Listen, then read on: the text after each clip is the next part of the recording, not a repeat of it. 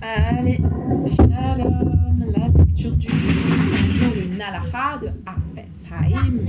C'est l'étude quotidienne de l'autre côté. des lois du langage. Avec maman, à côté de moi. En ce jour 18 Iyar. Attention. Une fois qu'on est absolument sûr que les informations péjoratives qu'on veut rapporter sont exactes, que la personne en cause n'avait pas de justification et que la réprimande n'a servi à rien, et qu'on est donc sûr qu'il est nécessaire de parler, il reste encore une condition pour qu'on puisse parler. Il faut être certain que la seule motivation pour le faire soit l'éto-élet, pour l'unité de la chose. En revanche, si on sait qu'on éprouve quelque plaisir à parler défavorablement du coupable, on n'a pas le droit de le faire, même s'il n'existe pas d'autre moyen pour atteindre l'objectif souhaité. Si ça nous plaît, interdit de faire. Il est méprisable d'éprouver du plaisir à dire du mal de quelqu'un, même dans un but constructif.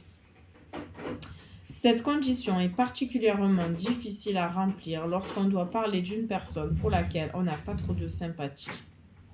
Il faut d'abord supprimer toute l'inimitié qu'on peut éprouver à son égard, et ce n'est qu'après cela qu'on pourra parler.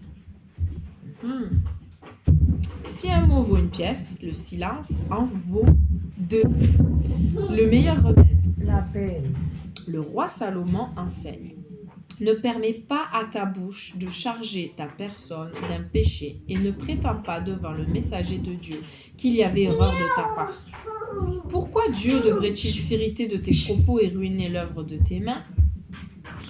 Les sages ajoutent dans Kohelet Rabbah, que je ne connais pas, 5.3. Ne permets pas à ta bouche de charger ta personne d'un péché. Ne laisse pas ta bouche dire du lachon hara, car cette faute amènera une affection, la tsaharat, sur toute ta personne. Ne permets pas à ta bouche de charger ta personne d'un péché. Cela se rapporte à Myriam, à propos de laquelle il est dit « Or, voici que Myriam fut couverte de tsaharat, comme la neige. » Bamidbar, chapitre 12, verset 10. Et ne prétends pas devant le messager, cela s'applique à Moïse, comme il est dit, Dieu, a envoyé un messager qui nous a fait sortir d'Égypte. Que c'était une erreur, comme il est écrit. Aaron dit à Moshe, pitié mon Seigneur de grâce, ne nous impute pas un péché, car nous avons été stupides et nous avons fauté. Pourquoi Dieu devrait-il s'irriter de tes propos? À cause du lachon hara que vous avez dit sur Moïse, comme il est dit, la colère de Dieu s'enflamma contre eux et il se retira. Et ruiner l'œuvre de tes mains? Rabbi Yohanan dit, elle, Myriam, pécha par la bouche, mais tous ses membres furent affectés, comme il est dit. La nuée se retira de dessus la tente, et voici que Myriam était couverte de Tsaharat comme la neige. Voir suite, page 400.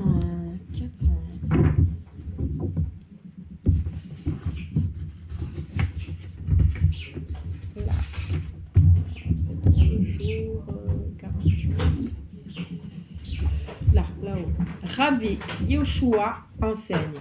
Si un mot vaut une pièce, le silence en vaut deux. Rabbi Yehuda Hanassi dit, le meilleur remède, c'est le silence. Comme il est dit, au nom de Rabbi Gamliel, toute ma vie, j'ai fréquenté les sages et je n'ai rien trouvé de meilleur que le silence. C'est écrit dans Avot 1, 17. Enfin, aujourd'hui, shalom, shalom, ma petite maman.